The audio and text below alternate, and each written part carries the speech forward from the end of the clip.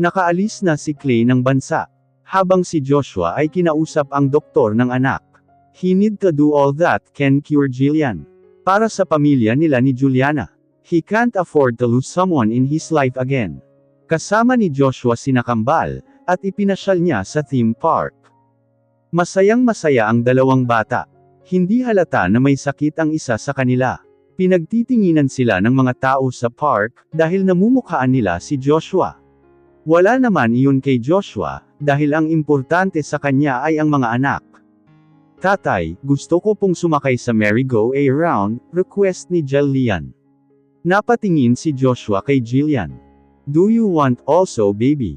Tanong ni Joshua kay Jillian. Umiling ng ulo si Jillian, at humawak sa kamay ng ama. Okay, sagot ni Joshua, saka hinawakan niya sa isang kamay si Jillian.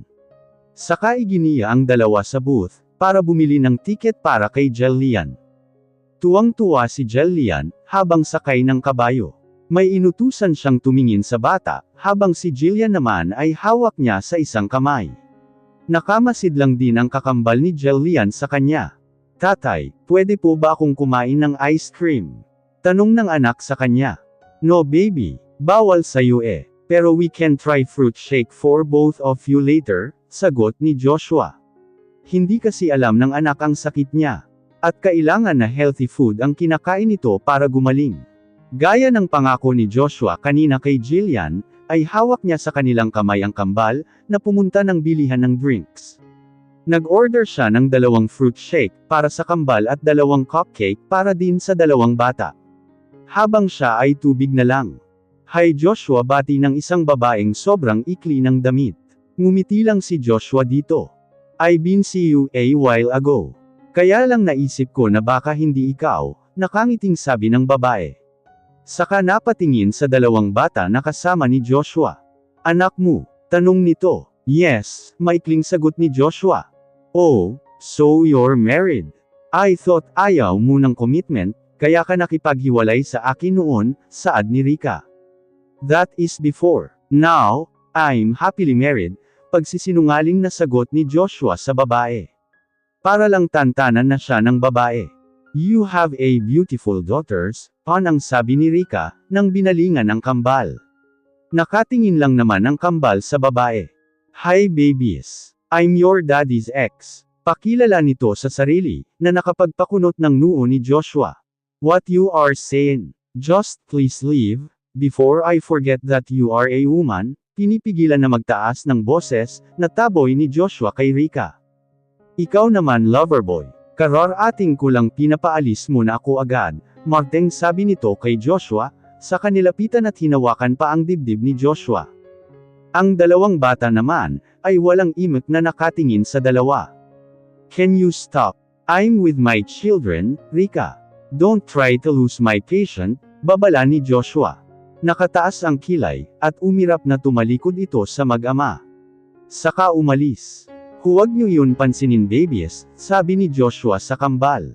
Pero tatay, bakit ganoon ang babae na iyon sa inyo? Ayaw niyo na po ba kay nanay? Tanong ni Jillian na malungkot ang mga mata. No, mahal ni tatay ang nanay niyo, sagot ni Joshua. Napasinghot naman si Jillian, at nagbabadya ng umiyak. Baby, I'm sorry. Walang ibang babae ang tatay. Kayo lang ng nanay niyo ang babae ni tatay, wala ng iba, alaw na paliwanag ni Joshua sa anak. Tumango ng ulo si Jillian na nakayuko. Umiiyak na ito. Niyakap ni Joshua ang mga anak. Masakit sa pakiramdam niya, na nakikitang nasasaktan ang damdamin ng mga anak niya. He should be careful next time, na hindi na mauulit ang ganitong tagpo, na makikita ng mga anak. Nakalimutan na din ang pagdaramdam ni Jillian sa ama, nang ibili sila ni Joshua ng malaking teddy bear. Wow tatay! Thank you po, masayang sabi ni Jillian na ikinangiti ni Joshua. Si Jillian ay tahimik lang nayakap ang teddy bear. May iba ka pa bang gusto Jillian? Tanong ni Joshua sa anak na tahimik. Umiling lang ng ulo si Jillian. Naging masaya pa din ang bonding ng mag-ama, sa buong maghapon sa theme park. Halos hindi magkamayaw ang saya ni Joshua, nang makitang tumatawa si Jillian, kahit na medyo tipid itong magsalita. Pagkadating sa bahay nila Juliana, At karga ni Joshua ang dalawang bata, na nakatulog na sa sobrang pagod. Sinalubong sila ni Juliana, at kinuha sa kanya si Jillian. Naunang naglakad si Juliana, habang karga si Jillian. Nakasunod at nakatingin lang si Joshua. I will be more happy in you is also with me, asal ni Joshua sa sarili, habang nakatingin kay Juliana. Pagkalapag ni Juliana kay Jillian, ay inilapag na din ni Joshua si Jillian sa tabi ng kakambal. Salamat, tipid na sabi ni Juliana. No, I'm the one should say that, ani Joshua.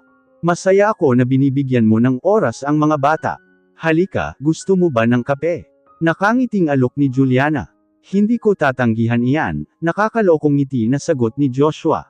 Tumalikod na si Juliana kay Joshua, saka lumabas ng kwarto ng mga anak. Pighil na ikulong ni Joshua si Juliana sa mga bisig niya. Only seeing her from afar, is the only he can do. Lalo tuloy maraming pumapasok sa isip niya, while seeing Juliana near to him. Thank you, pasasalamat ni Joshua, nang iabot ni Juliana ang isang tasa ng kape. Habang umupo na ito sa harap niya, nasa kusina sila. I'm proud na napalaki mo ng maayos ang mga anak natin. Dalawa pa sila, siguro katakot na hirap ang naramdaman mo. And I'm sorry na wala ako sa tabi mo, ani Joshua na malungkot na nakatunghay kay Juliana. Okay lang. Andyan naman ang buong pamilya ko, at saka nadagdagan kami. Salamat din kasi binigyan mo ako ng dalawang girl version mo, nakangiting sabi din ni Juliana. Napangiti si Joshua. What if she never left him? Siguro he can caress Juliana anytime, lalo na ganito kalapit lang sa kanya.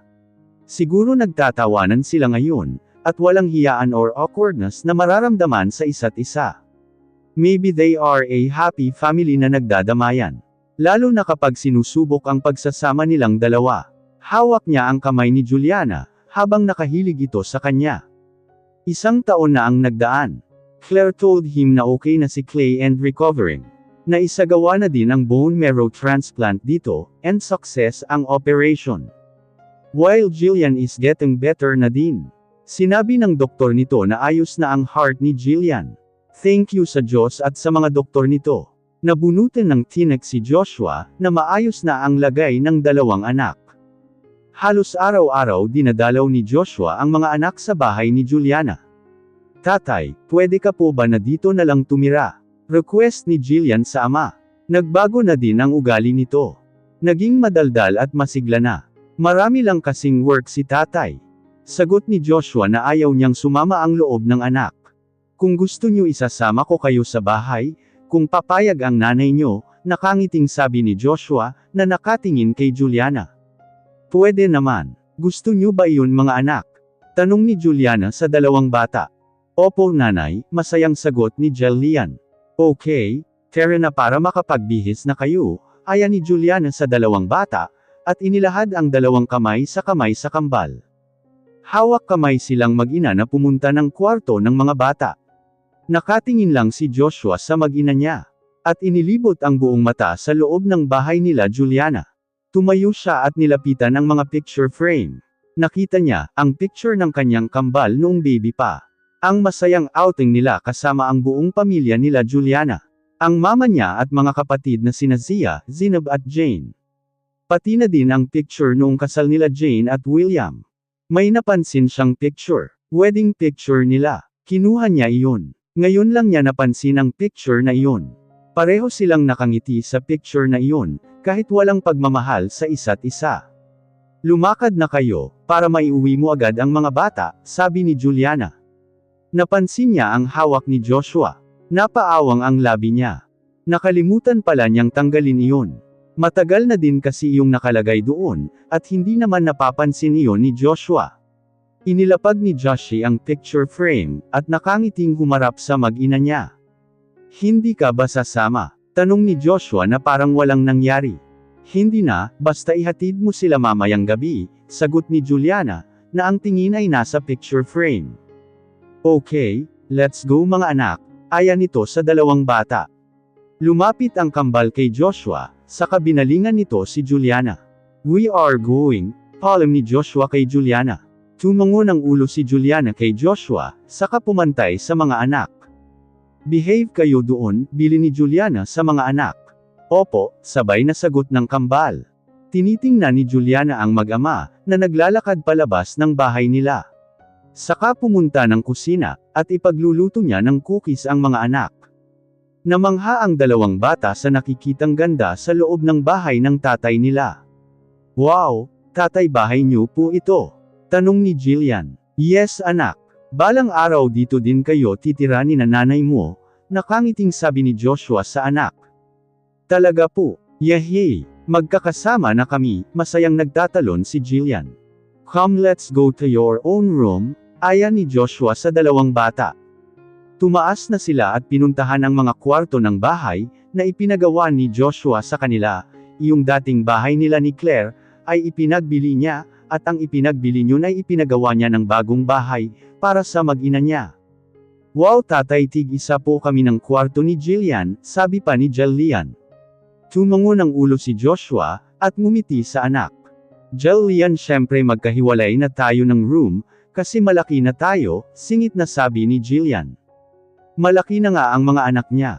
They are 6 years old now, and they are happy na kasama siya.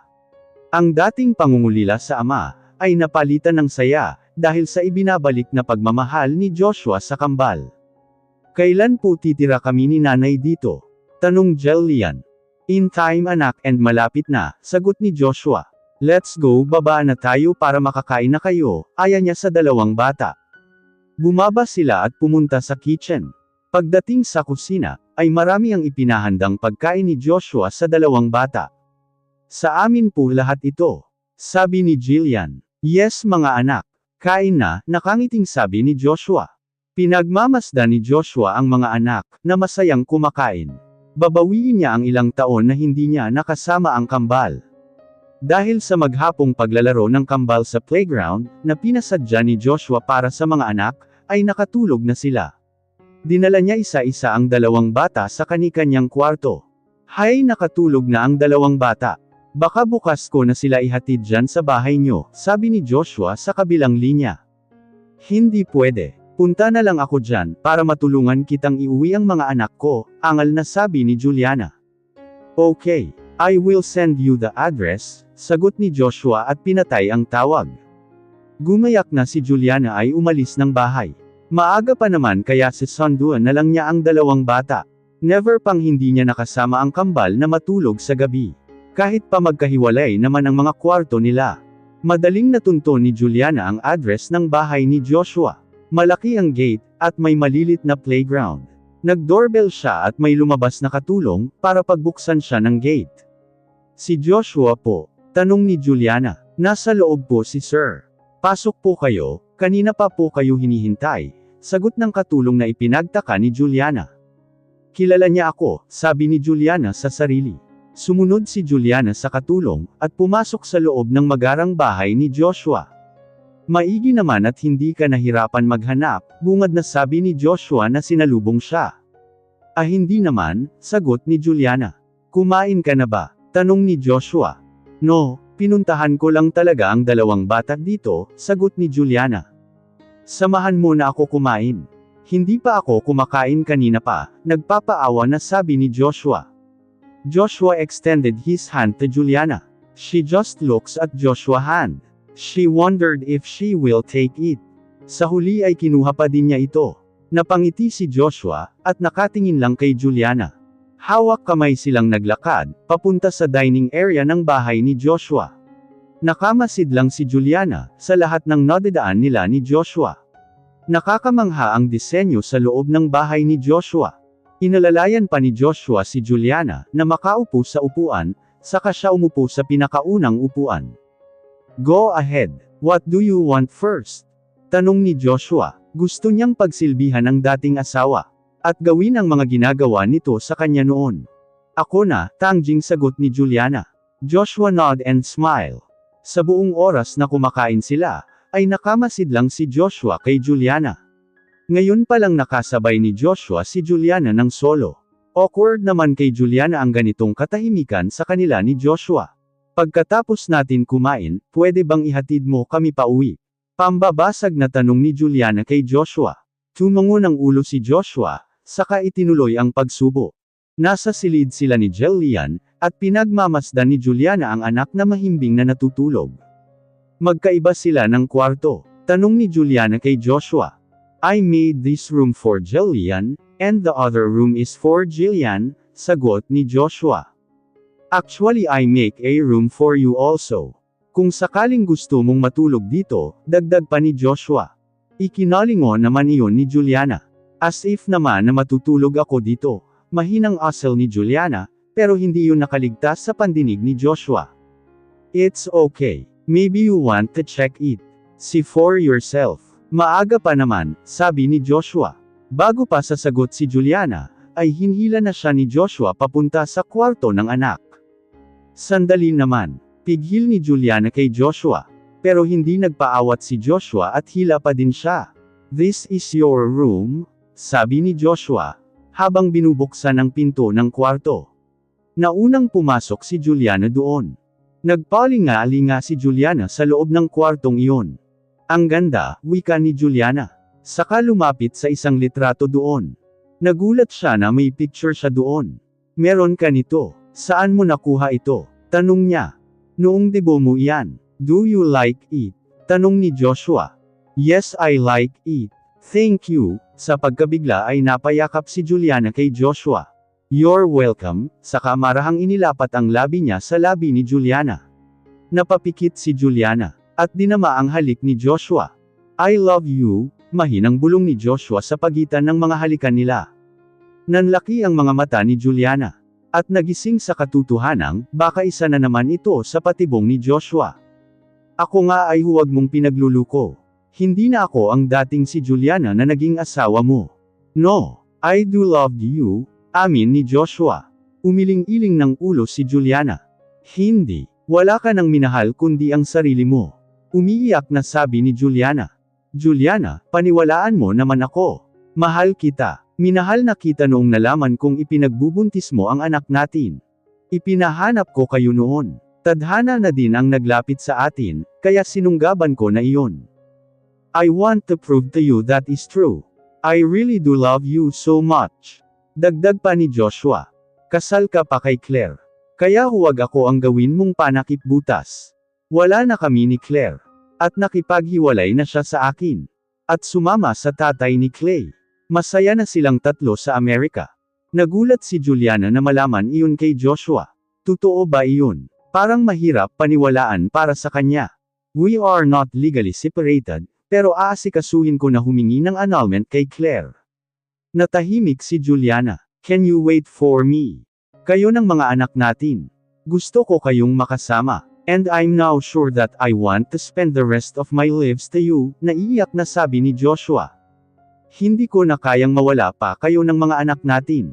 I really do Juliana, napaluhod si Joshua at umiyak. Nahabag naman si Juliana, at pinatayo si Joshua. Asikasuhin mong maging maayos ang buhay mo. Yung wala ka ng sabit. Dahil naghihintay kami ng mga anak mo, wika ni Juliana, habang nakatingin kay Joshua na nakayuko at umiiyak. Napatunghay si Joshua. Really? Napangiting tanong ni Joshua. Hindi siya makapaniwala na maririnig yun mula kay Juliana. He is truly a bad to let go Juliana. A woman who is very kind. Ang mapagpatawad nitong puso para sa kanya, at sa pagmamahal nito sa kanya.